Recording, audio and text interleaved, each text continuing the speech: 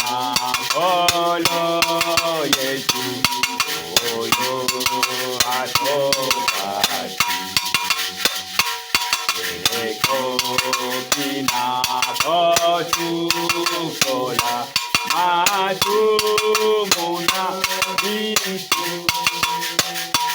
eko kina kotukola matumuna bitu atolo eko kina kotukola matumuna bitu omotutu eko kite olongola mate ogelema ila oyo ya mwana na pati ogelema ila oyo ya mwana na pati atolo ogelema ila oyo ya mwana na pati oyidia pepelaki omona makila yangu elo makila ekoki otukolangai lelo makila ekoki otukolangai atolo lelo makila ekoki otukolangai mana apate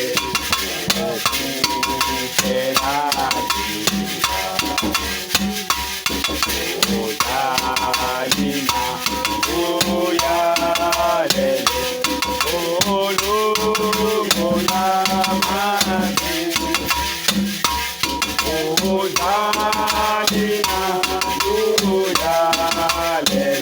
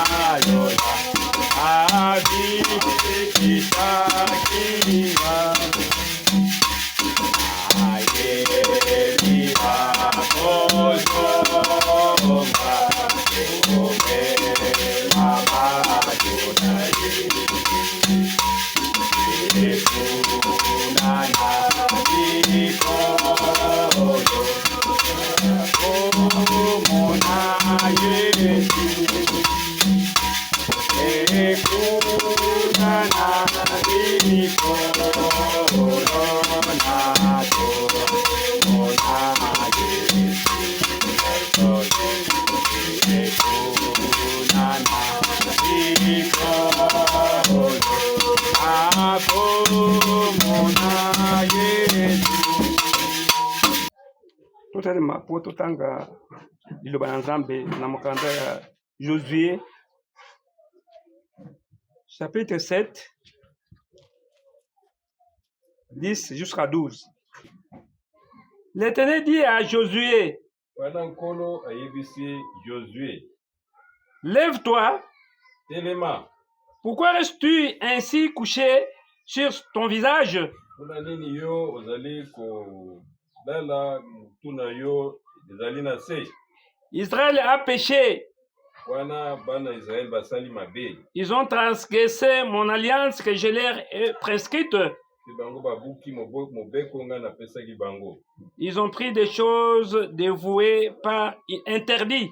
Bango bazwi biloko oyo napekisaki bango basimba te. Ils les ont dérobés Bango bayibi yango et ont dissimulé. pe babombi yango. Et ils les ont cachés parmi leurs bagages. Pe babombi yango kati na biloko na bango. Aussi, les enfants d'Israël ne peuvent-ils résister à leurs ennemis? Natina na yango bana Israël bazali susu na ilonga te kati na baennemi na bango. Ils tourneront les dos devant leurs ennemis, Bango bakokata mbangu soki bazali liboso na baennemi na bango. car ils sont sous l'interdit. Pona ete bango bazali na se na elakelami mabe. Je ne serai plus avec vous Ngai nakozala lisu na bino te si vous ne détruisez pas l'interdit du milieu de vous. soki bino bolongoli elakelami mabe te kati na bino. Tosambela, Éternel Dieu, notre Père, nous sommes venus ici pour être corrigés. Nous sommes venus ici pour t'écouter, pour que tu puisses nous parler, oh Dieu. Nous savons que nous sommes des pauvres pécheurs. Nous avons marché selon notre volonté. Nous ne voulons pas marcher selon ta parole. Puisque nous savons que ta parole est une vie, puisque nous savons que ta parole est une lumière, c'est pourquoi nous sommes venus encore devant ta face. Éclaire-nous, Dieu. Parle-nous, ô Éternel, comme tu n'as jamais parlé. Dieu d'amour, par ton amour, manifeste-toi au milieu de nous. Commence avec nous et termine avec nous au nom de notre Seigneur Jésus-Christ. Amen. Alléluia. Amen.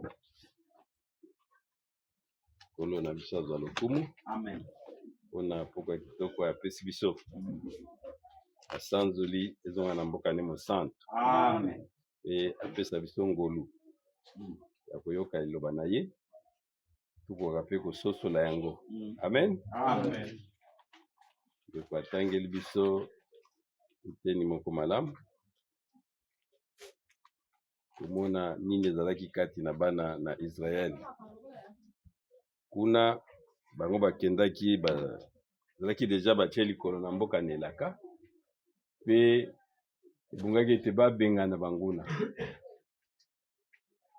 Batalaki babi ete no biso toza na nzambe. Tomoni ntina kutu te ya komema bato ebele mpona ete nzambe na biso akobundela biso. Amen. Amen. Bazalaki au moins 3000 personnes. Me bango ntango bakomi kuna ezalaki likambo mosusu. Pole elongo ezalaki nde defete katikati na bana na Israël. Alors Josué en tant que mokambi apasolaki bilamba na ye mpe amikitisaki na se. Ayaki ti na ndako na nkolo epai nini etumbelo ezali. Abina kotelema te soki nayebi te mpona nini tozali kolonga te. Parce que nkolo prometaki biso elonga. Nkolo ayebisi ye te c'est vrai soki elonga ezali te kati na bino mpona ete bozali na bilakelami mabe kati na bino. Kati na bino eza baoyo bazwi biloko ngai napekisaki eke bokoki kosimba yango te. Bazwi babombi yango bayibi mpe babombi. Babombi yango wapi na babagage na bango. Amen. Yango wana tanki bokolongola yango te nga nzambe na kozala kati na bino te. Tanki bokolongola yango te bokoki kozwa elonga te. Nous tokomone mpe si interdit biloko nzambe apekisi biso kati na liloba na ye. Alléluia. Mpona ete awa mena tozali tokomi pembeni ya kokota na mboka nelaka kozwa bilaka na ye. Alors nzambe azali maintenant konettoye biso na nzela lelo. Parce que critère ya koyeba d'abord kodiscerne baoyo nyonso mabe ezaka kati na liloba na nzambe. Amen. Tokozwi na 2 Timothée chapitre 3 na verset 16. 2 Timothée 3 na verset 16. La Bible dit toute écriture inspirée de Dieu oyo maloba nyonso oyo epemami na Nzambe est utile pour enseigner. Yango ezali malamu pona kolakisa, pour convaincre, pona kolongisa, pour corriger, pona kozongisa biso na nzela, pour instruire dans la justice. Amen. Pe kolakisa biso na nzela boyengebeli. Lilobo ezali inspiré, pas n'importe quelle parole. La parole est inspirée. Yango nde ezali kolakisa biso nzela. Ezolakisa biso ba interdit na biso. L'Éternel ne fait rien sans avoir révélé son secret à ses serviteurs les prophètes.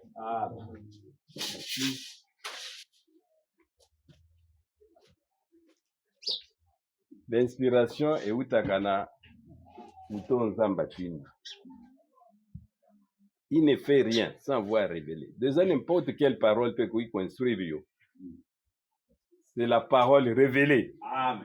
Et la révélation est utakana muto nzamba tindi. Ce n'est qu'à un mandaté, à un prophète de Dieu. Dili lobawana ya imoniseli yango nde ezali capable ya orienter yo, ya kolakisa yo eloko nini oyo ezali kosimba te katikati na bomoi na yo. Pe tomonaka tokokabola kolo na biso na liloba na ye te. Bible te na ebandeli ezalaki liloba. Alléluia. Amen. Au commencement était la parole. Yango nde liloba wana ezalaki na Nzambe, yango nde liloba wana ezalaki Nzambe. Pe liloba wana nde yango elataki nzoto, oyo babengi Yesu Christ. Il était la parole lui-même. Liloba nyonso, liloba emonisana. Na Luka chapitre 2, na verset 34, tokomona ete kolo ye moko ntango ayaki ndenge nini lisakoli epesamelaki na ntina na ye. Luc chapitre 2, na verset 34. Wana ezalaki lisakoli mpona Simeon na ntina na kolo na biso Yesu Christ ntango bayaki kokonsakre mwana oyo. Babete Simeon le béni et dit à Marie. Wana Simeon pambolaki epai ayebisi mama na ye Marie.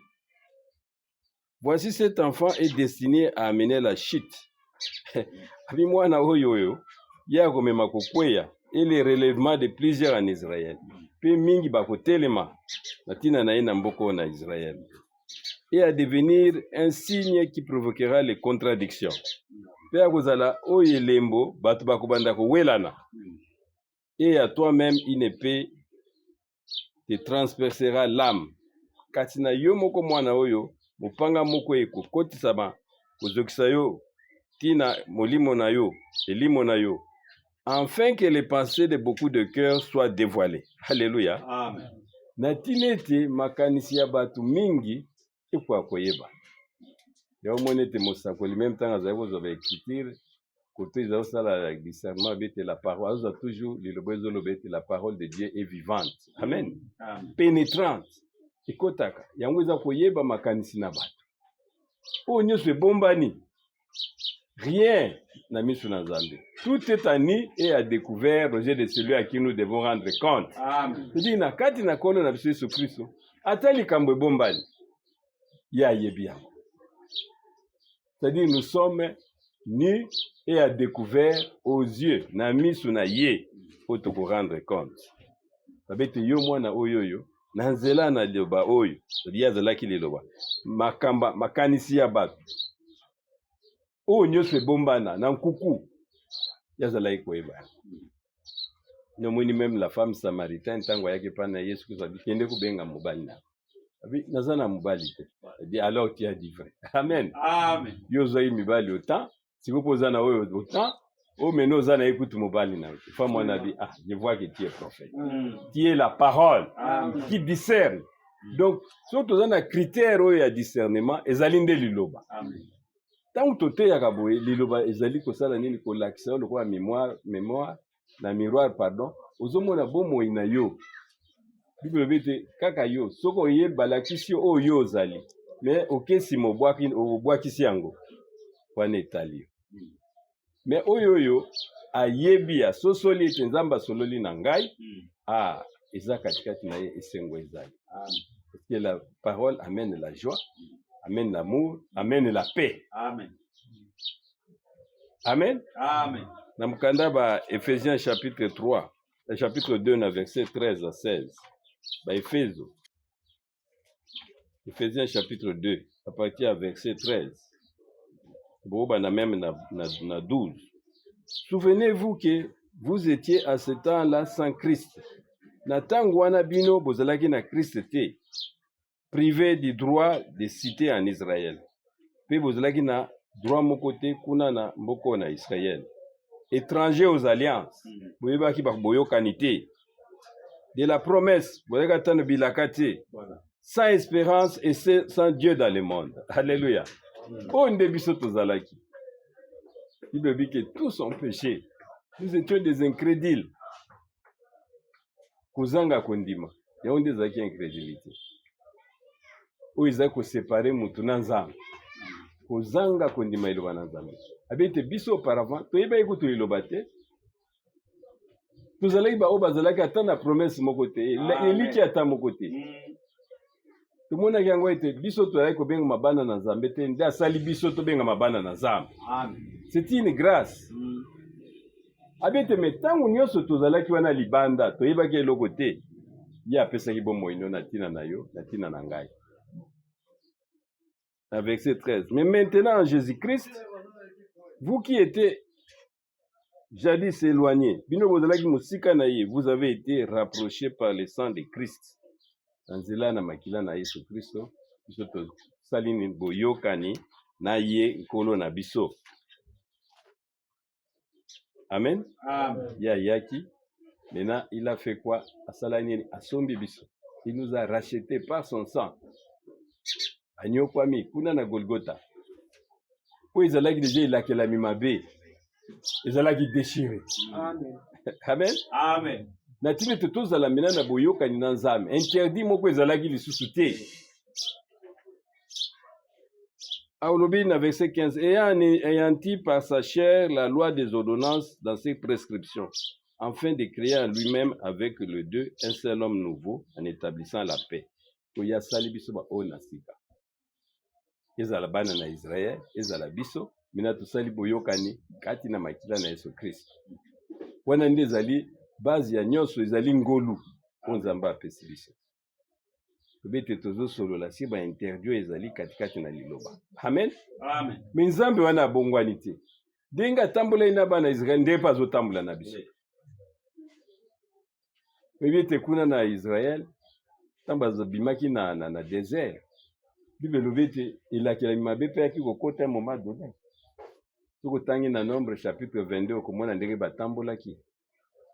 Zamba pesi bango mani po izalaki bilei pour ete bango bakwa kozwa nature na bana na Nzambe bazala né de nouveau. Puis Zamba pesi bango mosakoli oyo azalaki Moïse. Amen. Amen. Me bango basalaki nini bawangani aki yango balobi ete tolembi babude biloko Nzambe azopesi bango babude liloba na Nzambe. Ebi toujours ka man Bible lobi ete basololaki mabe contre natina na nkolo. Et basuka kaka wana te, ils ont aussi parlé mal contre Moïse. Oui. Amen. Amen. Parce que Moïse ndaza iko kamba bango. Musaka la lobi ete il faut kolinga moteyo azali kote ya yo. Alléluia. Amen. Soko ko kolinga yete kolinga Nzambe ndenge nini. Qui doit aimer? Yango la veuve de Sarepta ebisaki Eli, to sosoli te yo ozali mutu na Nzambe. Pe liloba na Nzambe ezali katikati na yo. Amen. Mais ils avaient commis le double péché. Ils ont abandonné mutu na Nzambe. Et bien nous avons parlé contre toi et contre Dieu. C'est pourquoi Nzambe atindaki ni ba bimisaki banyoka. Banyoka ebimaki ekomi koswa bango ekomaki likamba. Puis fallait te moko na moko mena palola misu na ye akende kosala ni atalela Golgotha. Amen. Amen. Amen. Kula lobete botombola sala un serpent d'airain. Kuno to nyoka koswa ye akende kotala. Azala consacré kuna. Tout le monde a dit tangi azali kotala yango eza te mpona adore yango azali koyeba na eliki ete nkolo na biso akoya mpe akosikola biso awa balobi na ntina na mwana oyo ye sikoyo ayaki azwi mikumba na biso nyonso po ezalaki kozanga boyokani mena azongisi biso na boyokani na Nzambe. Et l'unique voie, même kuna na l'Ancien Testament, ezalaki ka repentance. Amen. Amen. Kozongela lisusu Nzambe. Babete solo tosali mabe. Biso tolobaki ete mama wana tolembi. Yo mosali na ye tolembi yo. Mena kufe koti. Babete tosali mabe ali Nzambe alimbisa biso. Bondela Nzambe na yo babisi Moïse. Akuwa kolimbisa. Nzambe bisala oyo ezalaki serpendere. Pesima na yango boyokani ezongaki. Alléluia. Le tango boyokani ezongaki, il fallait bazongela encore. Boyokani yo ya kala. C'est-à-dire bo continuer kolia man. Amen. Amen. Pe boto sa musali na Nzambe. À ce moment là Nzambe azali mena katikati na bino. Mais la kela mabe wane longwaki wapi katikati na Yesu Kristo. Bibelo bete malgré nyoso bakokai kosala, babeti ye boyina boye ezalaki te pona ko réconcilier biso. Asopi makila pour notre rachat. Tout le monde a dit makila na sopaki te yaki pour toute tribu, pour toute langue, toute nation. Et kolo nyoso, munoko nyoso, bawe nyoso tout kolo asopai makila na. Et bongi na yo maintenant ko zonga. Et tant yo zonga na ko yokana na Nzambe, yo pe yoka lisusu oyo azalaki kolobela yo. Ki oyo boyo ko simba te. Alléluia. Amen. Kuna bacholi mo umbu na Nzambe. Pe babwaki liloba na Nzambe. O babete critère oyo ezali kosala ete tuko koyeba ko discerner mabe na malamu ezali ka liloba na Nzambe. Amen. Pas n'importe quel liloba na Nzambe, non, la parole révélée. Amen. Foto sisitaka wana liloba oyo emonisami na tango na suka. C'est là où il y a l'amour de Dieu, c'est là où il y a la paix, c'est là où il y a la joie. Dans Jérémie chapitre 23, dans verset 28. Jérémie 23. Dans verset 28. La Bible dit que le prophète qui a eu un songe raconte ce songe. Tikete oyo musakolo ya loti ndoto alobakaka ndoto wana. Amen. Amen. Et que celui qui a entendu ma parole rapporte fidèlement ma parole. Pe oyo yoki liloba na ngai akoka kozongisa yango tuki yo okokoka kopesa yango epai ya mutu okoka koajouter te so Nzambe alobaki lobeti alobeli yo Amen. yo kobakisa te yamba alobi te na kino oyo na basali na Nzambe soki ozali véritable mosali na Nzambe Bible elobi ete oyo ayambi likabo na prophète akozwa mpe lipamboli na prophète. C'est-à-dire Dieu te considère comme ce prophète-là. Amen. Et ceux qui sont au côté, vous devez avoir la même pensée. Pour la bête, nous portons chaque pensée captive à Christ. Et ça, c'est au côté, il y a plus boyna baba, soit bimwa nazome mabana na école, tout ça, il y a des zambi, yangwande le banazambe. Non, il faut un discernement. Alléluia. Amen. C'est-à-dire voir la pensée de Christ. Koyeba ninyo yo, kolo azana posa alobela yo. Amen. Amen. Yango ezali ete oyo yoki loba. C'est-à-dire avoir la même pensée que mutoyo Nzamba atindi.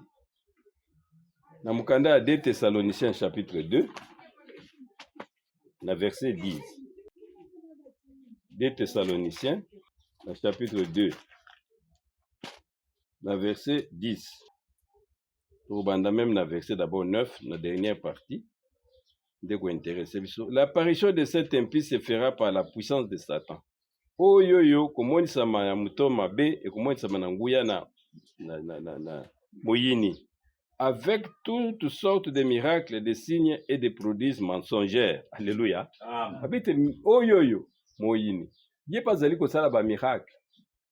Ye pas zali kosala makambo na ime ya lukuta. Amen. Amen. Babite des signes et des prodiges mensongers. C'est-à-dire, quand il y a une zalaka, lukuta nde zalaka. La verset 10. Et avec toutes les séductions de l'iniquité, pour ceux qui périssent, parce qu'ils n'ont pas reçu l'amour de la vérité pour être sauvés. Alléluia. Amen. Toujours toi na kati ya liloba. bato ebele bazimbami bazali kokufa na nzela na molimo parce que bayambi te la parole de la vérité. Kolo na biso azali liloba, mais pas n'importe quelle la parole de la vérité. Tout le monde a dit dimanche passé que ceux qui kolo koloba na yo kolobela yo la vérité, c'est-à-dire mensonge te. Muto azali na kati na ye rempli de mensonges, c'est Dieu le Satan. Depuis jardin d'Éden, il ne parle que de mensonges. Ata akosala bilembo, Bible bete nyonso wana bilembo wana ezali ya mabe. Kasi ba oyoyo bazali na liloba oyo tomonisami te, ceux qui périssent baza kondima biloko wana. Les mensonges, lukuta. C'est-à-dire, tout ce qui est en dehors de la parole de Dieu révélée, c'est un mensonge. Amen. Tout ça, c'est une attente et un compromis. Na quoi que ce soit. Bible, le message est allé te bima kati na bango. Amen. Dans verset 11. Aussi Dieu les renvoie une puissance d'égarement.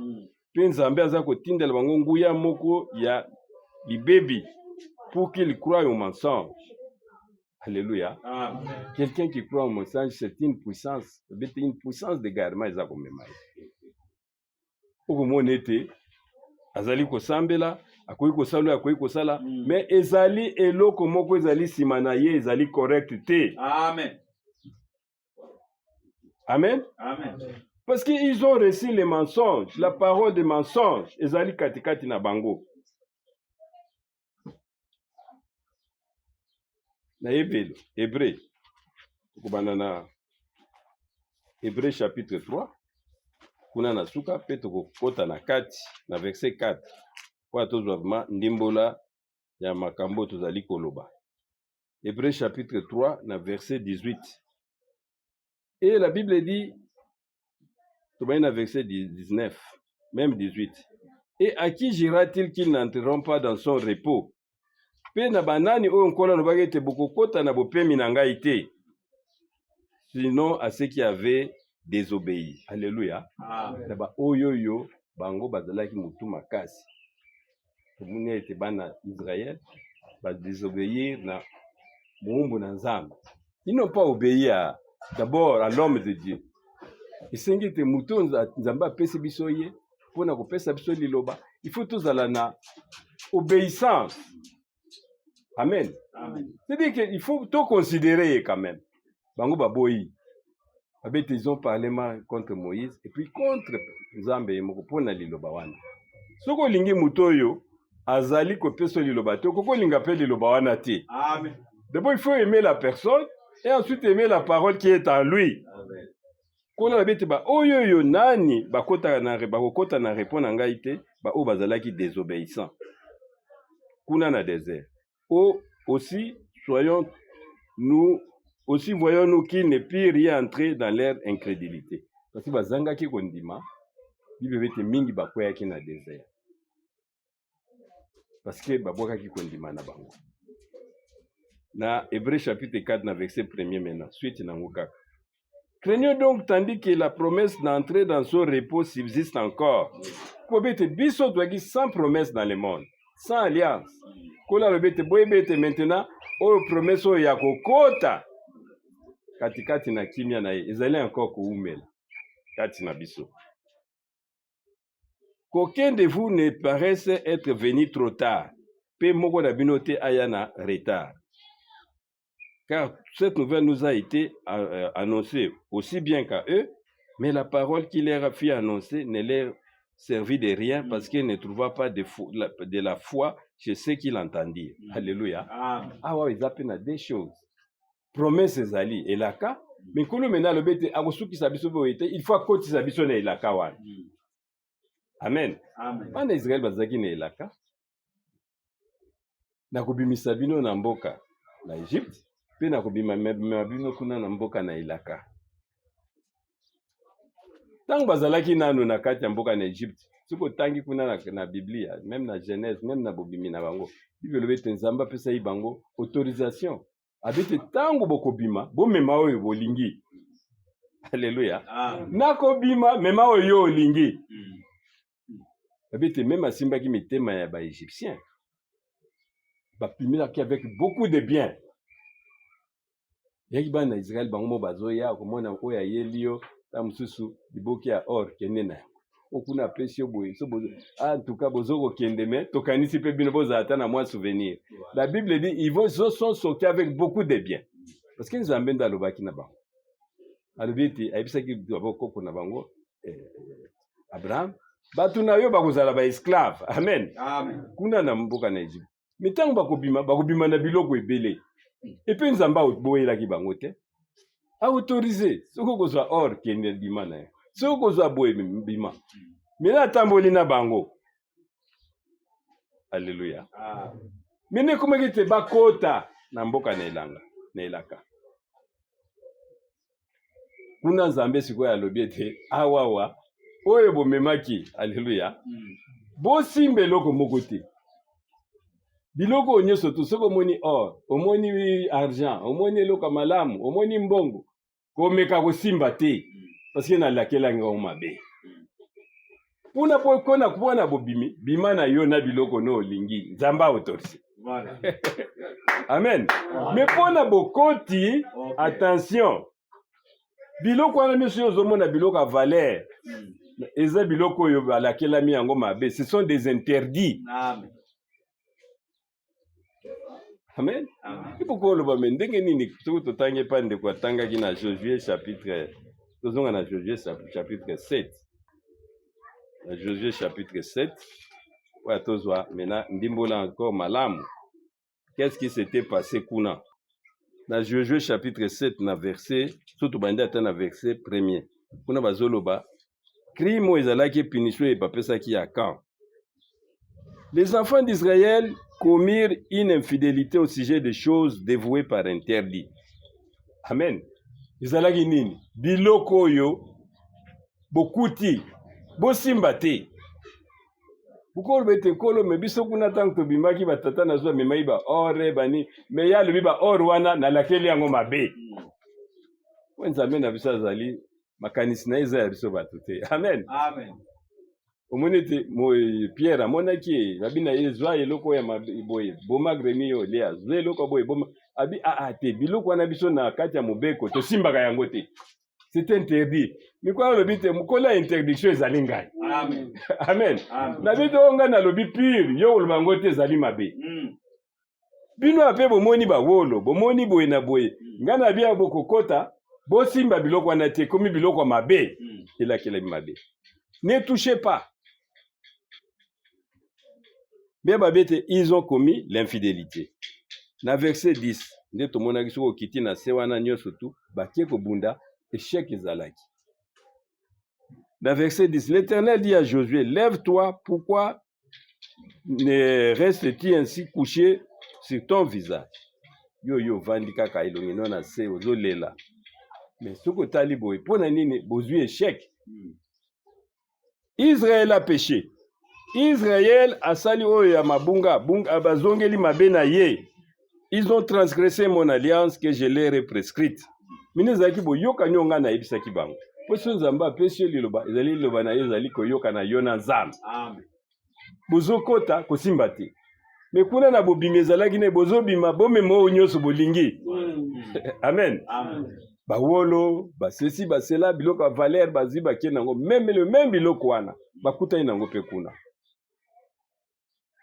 Israël a péché, ils ont transgressé mon alliance que je leur ai prescrite, ils ont pris des choses dévouées par interdit. Alléluia.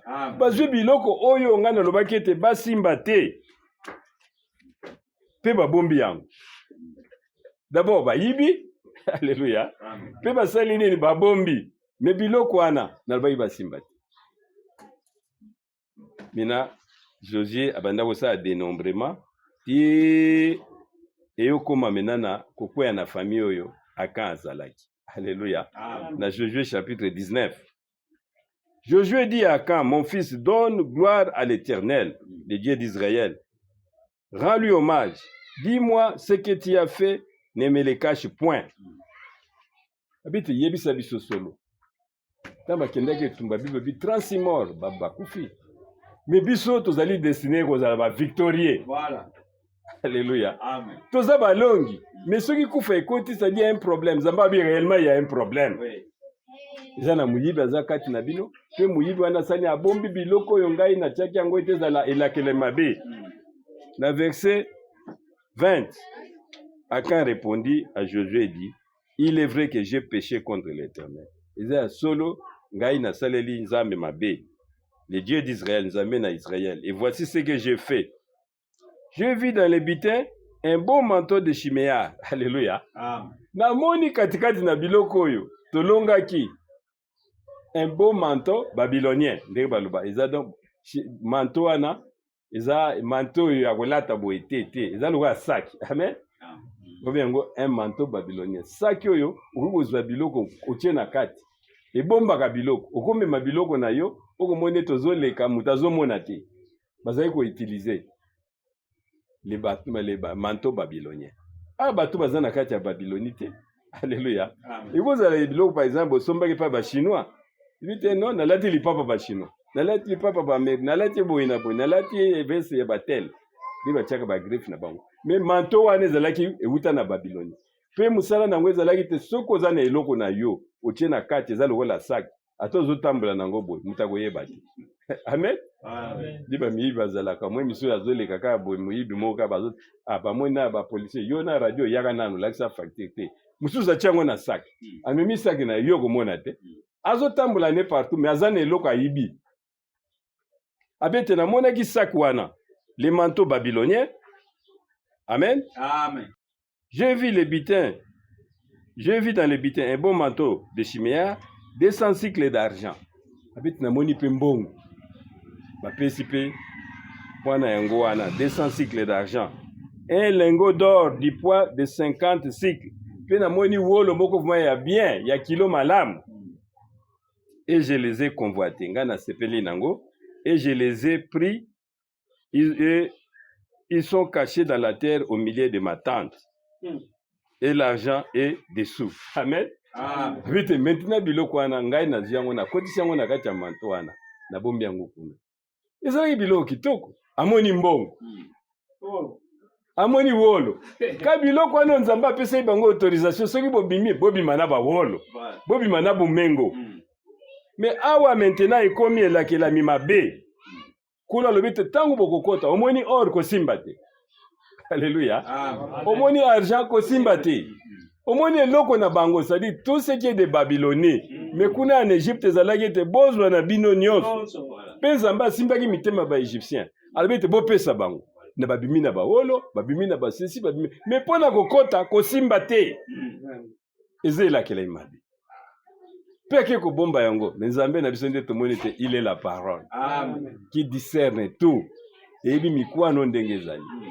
Amen. Babete même moi les pinières na yo eyebi yango. Nul n'est caché devant lui. Et loko moke bombanité aibisi Josué. Ce qui est long ezate parce que biloko oyo ngai na pekisaki. Ke bo simbate maintenant botondisi yango kuna. Ezali kuna ezali na kati na bino. Baki batebele baba. Zikaka mutu moko nda salaki likambo. Memena libabe kweli na ekolo mobimba. Abandi ko sa tribu na tribu. Papa yo loba onga yo leki boiti tie koma na famille wana. Moya bomba ezatabi ezalinga. Namona ki wolo, namona ki bakilo ya or, namona ki mbongo, na zinyo sotu na kacha manto babylonien wana na bombi pe na kundi yango kuna. Mbongo ezali likolo. Na mukanda 2 Timothée chapitre 4, la verset 3. 2 Timothée chapitre 4, la verset 3. La Bible dit, car il viendra un temps où les hommes ne supporteront pas la saine doctrine. Alléluia. Amen. Et comme on attend moko batu, ba supporter les sous saine doctrine.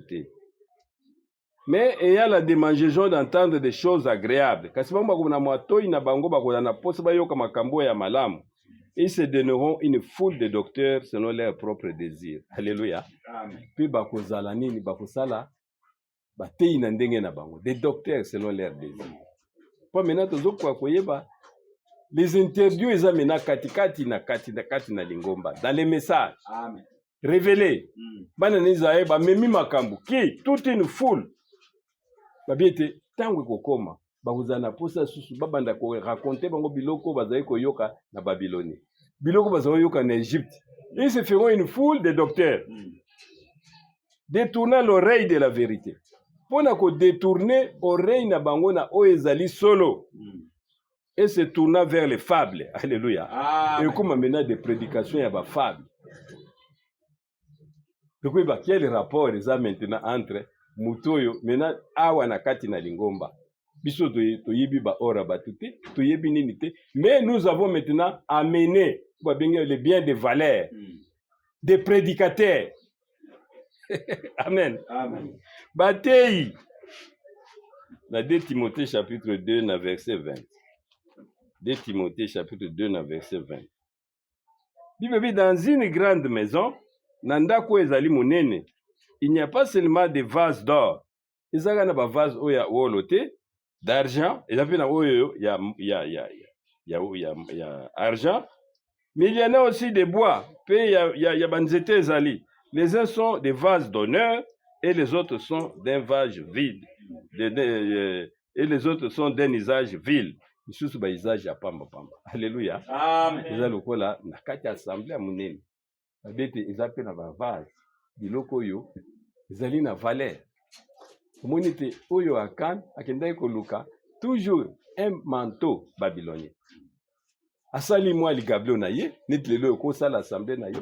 Ozui bato oyo yo maintenant, yo moko créer, fabriquer une foule de docteurs pour raconter des fables. Amen. Amen. Babete, ce sont des hommes de valeur.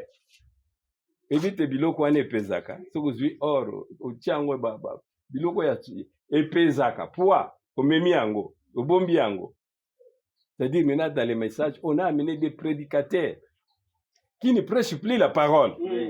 Alléluia. Amen. Qui prêchent des fables. Bazongeli biloko na bango oyo ba utaki na bango wapi kuna na Babylonie. Les gens prêchent maintenant la politique. La carte ya ba assemblée. Mais ce sont des vases parce que nkola lobi na biso si donc au verset 21 si donc quelqu'un se conserve pur en s'abstenant de ces choses, il sera un vase d'honneur, sanctifié, utile à son maître. Mutu maintenant aza conservé. Yo maintenant monite ba oyoyo ba yebi vraiment lelo bana nzambe.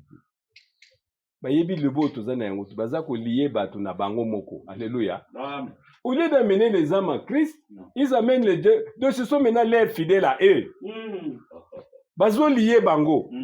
Babete ils se feront une foule de docteurs, des vases de valeur. O babagete biloko wana maintenant kola babete soki boko kota na mboka na elaka. Bon, mais ma biloko anati. Vous devrez déposer ça. Ba parler à langue la bino boyaki na yango, ils veulent ramener ça dans l'église. Des visions na bango alukuta, ba memio ba bete yo koloba kaka oyoyo mosakoli nzamba lobi na yo. Amen. Nous avons un message que nous devrons apporter. Un message révélé. Nous n'avons pas besoin d'apprendre biloko ba fable de gauche à droite. Tozana posa na yango te. Cette parole, c'est une parole qui est riche. Amen. Amen. Amen. Yambo yebisa ki Yesu Christo qui est digne de recevoir la richesse. Ils ont la force, ils ont la puissance, ils ont la gloire. Nous avons tout. Kokende ko lukate ba or de ba babylonien. Lui il a fait son ligablo. Il a fait son manteau. Alléluia. Amen. Il s'est fabriqué un manteau na kombo ya message, mais il a caché. Kola za komona. Oyo bozali côté pour le moment. Ce n'est pas la parole de Dieu. Amen. Ce sont des fables. Mais ils se sont créés une foule de docteurs.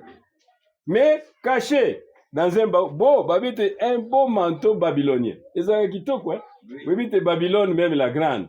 Il a allez voir comme ça il est beau. Amen. Amen. Il a tout. Babylone c'est une ville avec des perles. Mais na kati na yango ezana ba oiseau ya ndenge na ndenge. Amen. Amen. Et le Seigneur dit maintenant pour entrer na lingi komona biloko wana. Ba twazaka ka pressé, ils veulent fabriquer. Ba fabriquer ba miracle, ba fabriquer ba parler en langue, ba fabriquer ceci. Alobi là ce sont des choses que j'interdis. Ngai moko nzambe maintenant, je vais vous prendre en charge. Amen. Soki mbongo, l'or, l'argent appartient à lui. Alléluia. Nakopesa bino mbongo. Amen. Soki bolingi argent, nakopesa bino. Soki bolingi biloko nyonso to banzete, nakopesa bino. Mais ne touchez pas à ces histoires-là babyloniennes. Lui, Akana a amené dans son manteau, bien, la comité de l'église des messages du temps de la fin. Mais qu'est-ce qui est prêché à l'intérieur? Amen. Amen. Dans Galates chapitre 1er, verset 8, Paul a dit, si quelqu'un amène notre évangile, Paul qu'il soit anathème, c'est déjà un interdit. Le fait est de prêcher un autre évangile, que oyo biso to yambi na tango oyo ezali elakelami mabe. Mais quand nous-mêmes, quand un ange du ciel, to moi j'auti likolo, annoncerait un autre évangile, pe à côté ya. Nous en a Galates chapitre 1er verset 8. Un autre évangile, qui est celui que moi, Paul, j'ai prêché, qui soit anathème. Mona ibalo to mona na Jérémie kunete. Oyo nani? Jérémie 23, 28. Oya yoki loba na nkolo a répété seulement liloba wana. Amen. C'est-à-dire, il doit apporter la pensée. Mais maintenant, maintenant tout un sac de biens de valeur. Ils se sont fait une foule de docteurs. Selon leur pensée, pour ne bâtir des choses agréables. Oui, vous savez ça, des choses de Babylone. La Bible dit que des fables. Nous ne pouvons pas amener ça dans la parole. Quand vous amenez ces choses dans le message, sachez qu'il n'y aura pas de victoire. Amen. Alléluia. Amen. Et ça qui toque, mais pesaka. Ce sont des prédicateurs, bazana makamuna bango, hein. Tout ça, des gens de valeur, mais avec une malédiction. Interdit. Akanabi mungapi na salio yanga mwali gablu. Alléluia. Mais là-dedans, na bombi ba otuan. Baza capable soki ba ye ba créer pe biloko na bangwa ba bandi comme mabatu na ndenge na ye. Attirer les foules selon lui. Le Seigneur a dit personne ne peut venir à moi si le Père qui m'a envoyé ne l'attire. Amen. C'est Dieu lui-même. Il veut dire aucun élu ne se perdra. Tant batinda ki frère Branham ne koteya. Il veut dire oyo moka za imotei na lobete na ndimita tambwa na ngako yoka évangile. Alléluia. Amen. Mais kola lobete ay kebsi ko tala makamba zolo babite il y aura un temps. Oui. Bako yoka. Pesuka como yote ya lobete na yebite lilobo eko atteindre ba extrémité de la terre. Là où il y a des sauvages bazali, ba pygmées, tout ça bako yoka yango. Il savait déjà que il était un homme envoyé de Dieu. Avec l'ainsi dit le Seigneur. Amen. Amen. D'abord, bataille. Comme son frère Branham Agotea, il y avait des prédicateurs, Vandi Vaina Sima derrière. Abi, j'en ai assez. Liboso Nanga, je vois beaucoup de démons. Je ne me plus avoir des démons derrière moi. Mais je ne veux pas avoir des démons et devant et derrière. Amen. Ce sont des hommes de valeur, des vases, mais qui apportent la malédiction. C'est un mensonge. Si tu n'es pas dans la parole de Dieu révélée, là où tu es, c'est un mensonge. Amen. Et la Bible dit, aucun mensonge ne vient de la vérité. C'est deux sources vraiment différentes. Dieu ne peut pas mentir, il est la vérité. Mais de l'autre côté, c'est le mensonge, mais bien couvert. Amen. Amen. Sous un beau manteau babylonien qui cache. C'est pourquoi nous devons déblayer. Alléluia. Il faut mener ba bureau de basala ozole kana sak babi yakana. Amen. Oui. O te mena osa yakana no. Ozana ye à l'aise parce que ya biso mboka na biso ozala no à l'aise ou no à l'aise pas compliqué kaka. Moi azana vraiment aibi azana problème ta ko ya. Amen. Amen. Akola ki ça ba fouiller si c'est rien OK na yo. Moi azana problème aibi te j'ai déjà volé quelque chose. Akoza à l'aise mais caché dans un manteau babylonien. Maintenant, il faut tout ça, la nini, tout le colongo là, vérifier tout ce qui n'est pas de Dieu, dehors. Éviter ces choses de valeur là, ils ont une malédiction. Amen. C'est un interdit au milieu du peuple de Dieu. Dans Ézéchiel chapitre 13. verset 1 à 10. Ézéchiel chapitre 13, verset 1 à 10. Verset 1. La parole de l'Éternel me fit adresser en ces mots.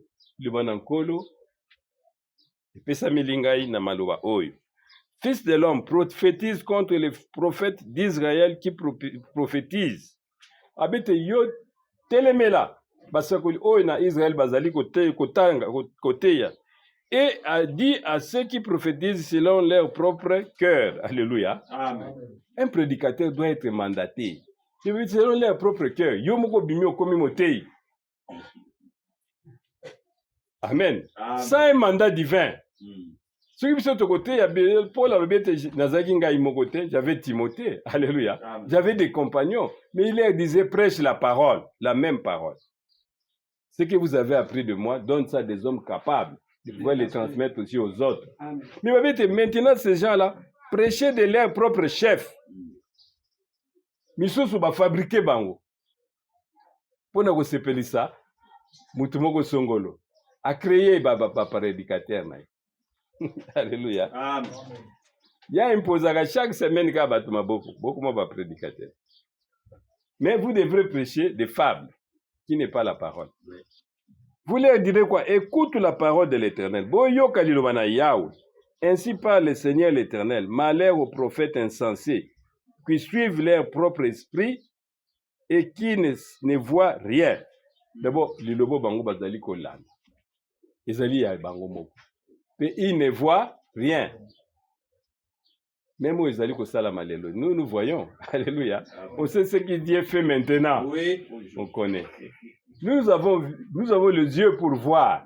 Vous allez comment? Nous avons les oreilles pour entendre. Ils prêchent de leur propre chef.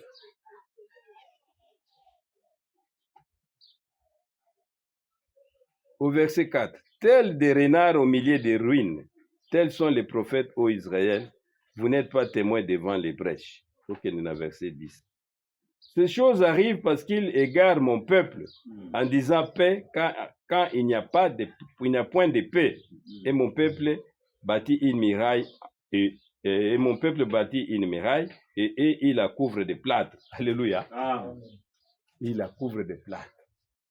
Des faux prédicateurs. Ils prêchent de leur propre chef. Mais c'est un homme, un enfant d'Israël. Peut-être lui-même qui se le suppose. A salipé à assemblée naïe, a créé un prédicateur naïe, a même mis de gauche à droite. Mais il y a même un groupe de prière. Mais il y a un groupe de prière. Il y a un message. Amen. Ah, tu vas aller au salon miraille. Puis tu vas aller au plate. Mais Dieu voit tout ça. Pour rentrer, nous devons maintenir seulement la parole. Amen. Amen.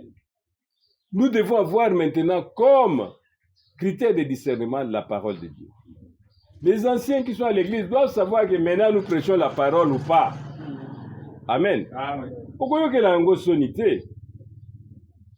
Ceux qui ne connaissent pas katikati na libunga, il faut que yebisa yi. Amen. Amen. Ezalité ko inaye. Non.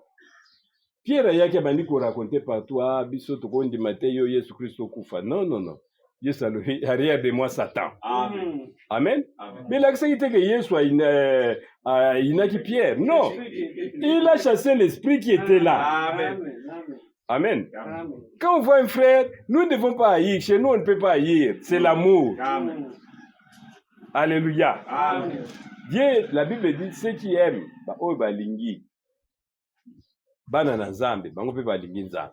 Si vous aimez les enfants de Dieu, la Bible dit, c'est là qu'on saura qu'il y a de l'amour au milieu de vous.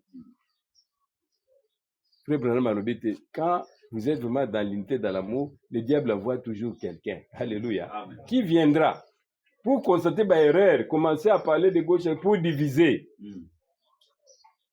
Et ceux qui ont sémé, et là on est au salon maintenant, bino na bino bokomi ko panzala. Il y aura maintenant des groupes de ceci, de cela. Mais d'abord c'était un corps, c'était l'amour. Habite, ne laissez pas accès au diable. Amen. Amen. Soit tu m'entendais wana bon wana atikali chrétien, puis soit il va partir. Mais Pierre azalaki un élu de Dieu. Amen. Amen. Quand la gangelaki, nous formons ezali nous autres. Quand un souffre, ezakakate le long de moi na bitsoyo Prince Azvi. Amen. Amen. Amen. Amen. Que Amen. notre Dieu est fidèle Amen. comme il a. C'est une joie. Quand un de nous est béni, nous tous nous réjouissons. Amen. Mais quand aussi un est malade, nous devons aussi le suivre dans cette maladie. Amen. Babi te linzaka suke zali ko soa ko bela. Nzoto mbefwe mnyoka mapasi. Mais ko bela zaka na nzoto te. Amen. Il y a des gens qui ont l'amnésie spirituelle. C'est-à-dire azoko kalilobate, mais dans l'amour nous devons l'aider. Amen. Amen. Comme nous nous réjouissons tant que il y a une bonne nouvelle, quand aussi il y a un malheur, nous tous babete plus bobon de la même pour naïe. Moka koy koloba mais bobon de la beaucoup. Amen. Amen. Pour ce genre d'esprit wa. Priez que Dieu puisse ramener ndekuana na katikati na raison. Dans 2 Chroniques chapitre 18, dans verset 21. 2 Chroniques 18, dans verset 21. Bible lobete abazo sola biso sur expédition à Kaba Salaki na Josaphat contre les Syriens. Pe à Kaba qui blessé vraiment na makasi. Amen. Awa wa Kaba ngao kinde na Itumba. Aki utuna ba prophète na ye, est-ce que na koyi ko kende ou pas? Dans verset 21, il y a 2 Chroniques chapitre 18 verset 21. La Bible dit, je sortirai, répondit-il, et je serai un esprit de mensonge dans la bouche de tous ces prophètes. Alléluia. Amen. Ah, Michel Menazali Koloba. Abete ngai na monaki. Mulimu mabe moko ebimi. Et le papa prophète on a dit surtout bazalo ba toujours mo konzi soki okeyi oko gagner. Il parlait seulement de bien. C'est-à-dire il prophétisait selon leur propre chef. Oui. Amen. Amen. Et il peut me conduire à créer qui bango, à fabriquer qui bango, à posa ni na yoka des choses agréables, Voilà. mais des hommes de valeur. Alléluia. Amen. Michel Zalaki on a le bien tala. Moi j'ai vu que ces prophètes prophétisent des mensonges. Il y a un esprit de mensonge dans la bouche de tous ces prophètes. C'est un esprit de mensonge. Parce qu'ils n'ont pas reçu l'amour de la vérité. Oui. Il y a maintenant une puissance d'égarement. Il y a comme Zimbi Sabango. Et même mi bango. Mate ya nyoso bazali côté ya eza pona ko memela bango ba maladie, ba problème. Awa kaba lobi mais mutu mususu azate bino tu kaka liloba moko ba bime ya un Michel là-bas. Lui ne prophétise que le mal. Amen. Ako personne dit bola ya malamu te ba ngende ko lukai. L'Éternel dit, tu le séduira et tu n'y viendra à bout. Leur sort est fait ainsi. Tini mulimu mabe. Zamba ordonna, mais dans la bouche de tous ces faux prophètes. Au verset 22, et maintenant voici l'Éternel a mis un esprit de mensonge dans la bouche de ces prophètes qui sont là. Et l'Éternel a prononcé du mal contre toi. Là, c'est Michel qui parle maintenant. Bateau Zomona Nyosoyo. Tous ces prédicateurs. Parce que belé. Nakati na bango ezali un mensonge, un esprit. Moi, j'ai vu ça. Alors, au verset 23, alors Sédécia, fils de Kenan, s'était approché, frappa Michel sur la joue et dit, pour quel chemin l'esprit de l'Éternel est-il sorti de moi pour te parler? Alléluia. Amen. L'homme envoyé de Dieu, c'était Michel. Mais waka betina Michel Batal bete nani nga tindi yo maintenant lo baka pendant que nga Sédécia nazalia. Amen. Amen. Dieu veille sur sa parole. Amen. Il veille sur ses prophètes. Parce que Bino a abandonné l'homme que Dieu a envoyé. Ah, nous ne voulons plus de ces Moïse. Pour abandonner la parole qui est sortie de la bouche de Dieu. Nous avons reconnu que tu es un homme de Dieu et la parole de Dieu dans ta bouche est la vérité. Amen. Vous l'avez rejeté cette parole. C'est maintenant un esprit de mensonge. Trop orgueilleux. Il va bien te tango nani. Chef Nabanga Kenda qui le roi pas qui a zonga qui blessé à mort. Dengue kaka. Michel Alobaki. Amen. Amen. Comme sous frère Branham Atem Nanzela a ebisi basi mo bazaka bo katsati. Botelema. Wana au moins esprit de mort mo kweza. yaki moko azalaki wana mweni ba jeune fille donc na ba teyen ba talent et kwakala kwakala abi bozolanda mutu ya mayele kuta eza te ese eza kuta ata na valeur ya biso basi ya boye ali bolandanga nga na okatisa ye mutu ya liboso kpakakpa babe akomi kaka na katikati ya nzela likolo kpa akwei na mutu boye baramase ye et les autres oyo bayokaki liloba na mosakoli amen, amen. De la bouche de l'homme de Dieu sort la parole. L'ainsi dit le Seigneur. Ézéchiel chapitre 13, na verset 17. Ozongi na Ézéchiel pas toi like. Na verset na chapitre 13 wana. Maintenant na verset 17.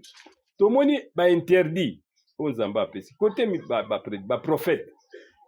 Mais ceux qui wana te, il y a aussi des femmes. Ézéchiel chapitre 13 na verset 17. Et toi, fils de l'homme, porte tes regards sur les filles de ton peuple. Qu'est-ce que ces femmes-là font? Qui prophétisent selon leur propre cœur. Alléluia. O bazali kote ya kotalela kaka mitema na bango selon ndenge baza kotinda bango. Tu diras ainsi par le Seigneur l'Éternel. Malheur à celles qui fabriquent des coussinets pour toutes les ailes et qui font des voiles pour la tête des gens de toute taille, afin de surprendre les âmes. Pensez-vous surprendre les âmes de mon peuple et conserver vos propres vies, vos propres âmes? Amenez des femmes, prédicateurs. Toutes les prédicatrices, mais c'est un ministère qui n'est pas donné aux femmes. Amen. Même maintenant, kuna même na bamboka ya mindele kuna même na Allemagne, ba femme na kati ya message d'azotel mababi mais il y a maintenant les droits des femmes, l'émancipation.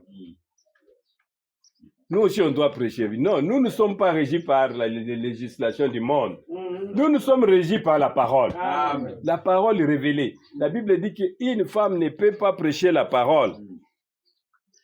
Dans les 5 ministères, Ibango Bazati. Akoko sambela na ye akoiko yemba, mais oezali ko telema liboso na bat.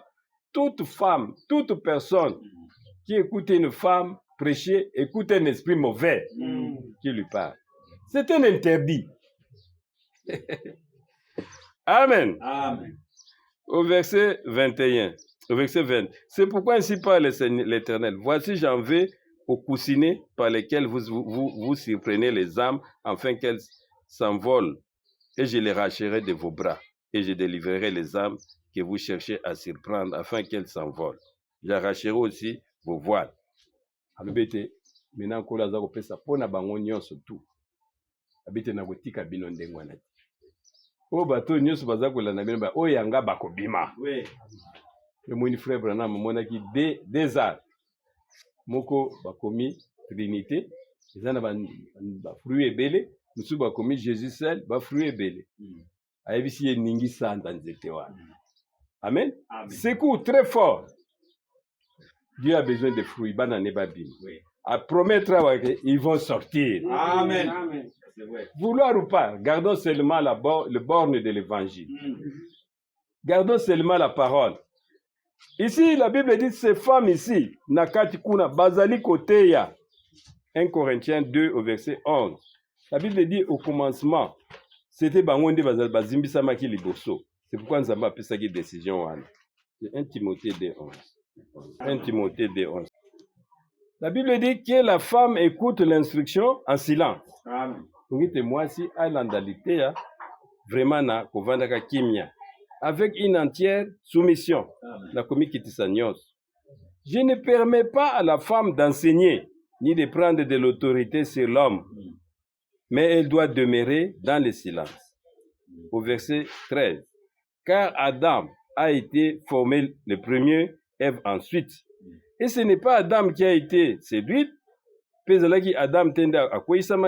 la femme qui séduite s'est rendue coupable de transgression. Alléluia. Amen. Elle sera néanmoins sauvée en devenant mère si elle persévère avec modestie dans la loi, dans la charité et dans la sainteté. S'il veut s'instruire, il veut vite qu'il écoute son mari à la maison. Amen. Amen. Amen. Pas que le côté le mabanda côté. Non, on va vite à cause de ça. C'est un interdit. Et quand quelqu'un écoute une femme prêcher, il ne peut pas être béni. Où il y aura la victoire, il n'y aura pas de victoire. Amen. Voilà. Ce sera échec sur échec. Tant il y aura toujours la victoire de l'autre côté de l'ennemi. Bolongo là-bas interdit. Ici maintenant, ce sont des hommes de valeur, des femmes de valeur. Mais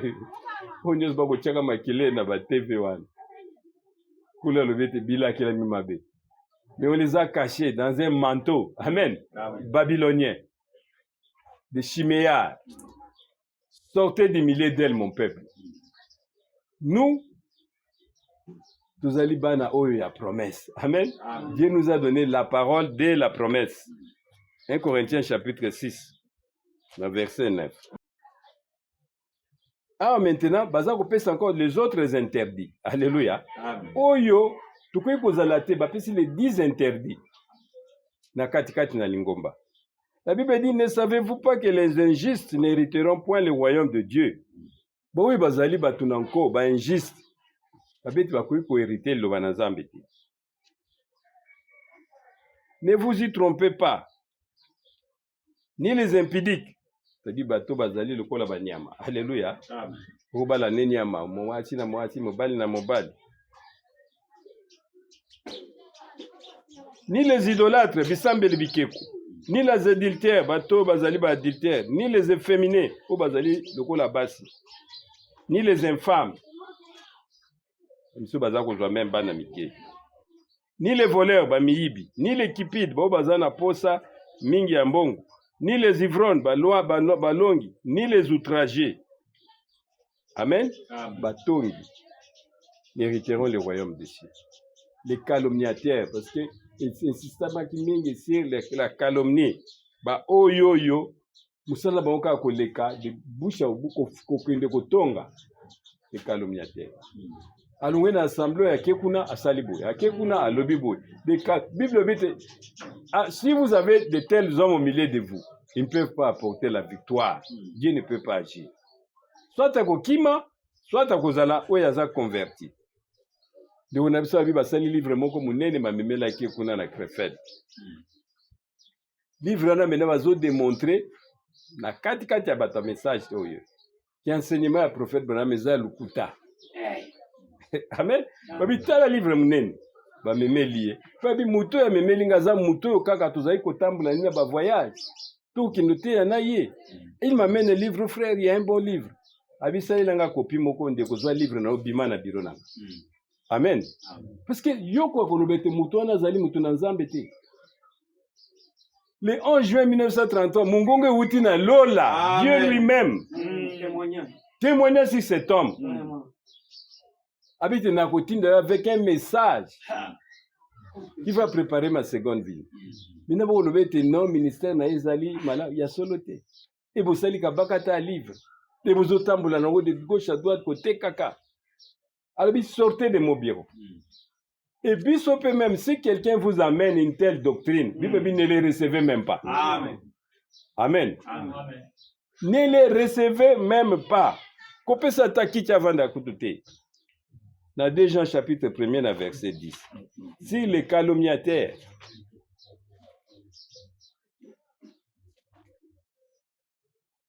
Jean chapitre 1er, verset 10. Bible dit, si quelqu'un vient à vous et n'apporte pas cette doctrine, ne les recevez pas dans votre maison et ne lui dites pas salut.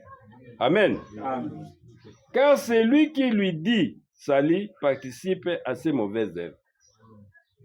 Amen. Amen. Mutu ndengo oyo. Ndeko alobi me tozotambula neti na ba avion. Amen. Tozokende koteya. Si pas ko interpréter quoi na yebi te. Abite tozolia na ye ba voiture nyonso tozokota na ye. Me voilà l'occasion memelanga. Contredire un ministère promis dans la Bible. Frère Branham, c'est un prophète promis. Amen. Selon Malachie 4, chapitre 5 à 6. Je vous enverrai Élie les prophètes. Et le 11 juin 1933, Dieu a confirmé ce ministère. De même que Jean-Baptiste a été envoyé comme précurseur de ma première venue, Dieu a envoyé avec un message. Amen. Qui va préparer ma seconde venue. C'est le message. Et c'est le même message. Oh, ben, c'est que frère Franck, le 2 avril 1962, il va aller d'une ville en ville apporter la parole. Amen. Lui, il est comme Josué. Dieu l'a envoyé. Natine te libota na Nzambe ekuka kokufa te. Tant que Joseph a komaki, pardon, comme Joseph a komaki na Égypte. Mais bande connaît tant baké va bite maintenant papa n'a pas akufi ça sera la vengeance, ça dit non. Si Dieu m'a placé là pour que vous soyez une vie. Amen. Amen. Mais les gens ne peuvent pas voir ça aussi. Que Dieu maintenant a dressé une table en face de nos ennemis. Il nous nourrit. C'est un temps de famille. Pour que la parole prophétique soit apportée au peuple de Dieu. Amen. Et puis, en tout cas, nous devons vraiment garder les bornes de l'évangile. Qu'il presse toujours ma parole. Oui. Mais les calomniateurs n'ont pas de place. Nous n'avons plus ce temps-là. La Bible dit ne donnez pas accès au diable. C'est le diable qui va maintenant de maison en maison. N'a qu'à pas ta livre naïe.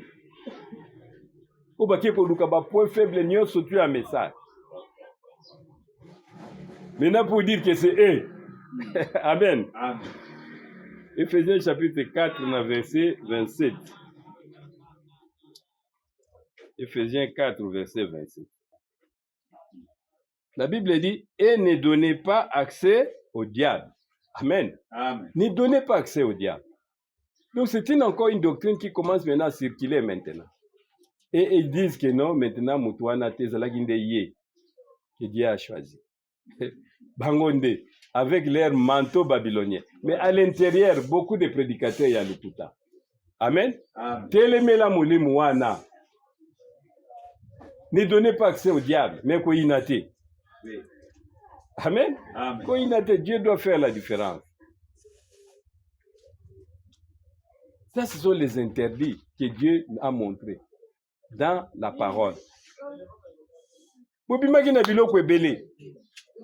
Na ebandeli. Nzambenda autorisaki. Maintenant, même biloko wane zaki a valeur. Bo simbate. Vous savez, il y avait même des ramassis. Babimaki na bango na elongo. Bapesi bango bakuka ikopesi. Kozala or les problèmes. Ce sont des vases d'honneur. Bapesi bango ba vases d'honneur. Na kati ndako bazali. Mais attention aux prédicateurs. Tout celui qui n'apporte pas l'évangile promis, il veut bien qu'il soit anathème. Amen. Allah qui est la mabe. Amen. Amen. Babete ba memi batwana ba memi même na kati ya message ba cantique ozomona ke eza obisoto sont des cantiques spirituels. Babete c'était des rock and roll. Ils ont payé beaucoup d'argent dans les musiciens ya mukili basale la bango banzembo. Nous tout le monde a un groupe de prière. Au moins banzembo banda bandai ko beta na ba drum kaka. Jisa yebio et moi chauffeur to lagi na ya beta ka drum na so ina église nini wa. Taka. Doko kotale to bien même musique ya monde ngoyo et continue na kati na liana nini. Ils ont maintenant encore un interdit dans leurs chansons. Voilà. C'est le diable. Amen. Amen. Parce que Elvis nani wana na États-Unis qui chante bien là biloko yango ya rock and roll. On a même montré un abbé qui fait baroque biloko wana. J'ai jamais vu. Vous amenez le diable même dans l'église. Ce sont des interdits. Ici ko to koyembela Nzambe ezami ba cantique spirituel ndenge biso toyemba ka. Twana posa te bo banda ko bina wako ba danse même obscène côté tina église. La Bible dit sortez du milieu d'elle mon peuple. So bazali katikati na biso Biblia lobiete biloko wana nyoso to bimisa yango. Amen. Dieu dit te longola yango. Ku fabriquer loko mokote. Comme mon prédicateur boite non, sukaye avanda ayoka. Amen. Jusqu'à ce que o nyoso to wana ya kala ekobima. Que Dieu vous bénisse. Amen. Dans le nom de Jésus. Amen.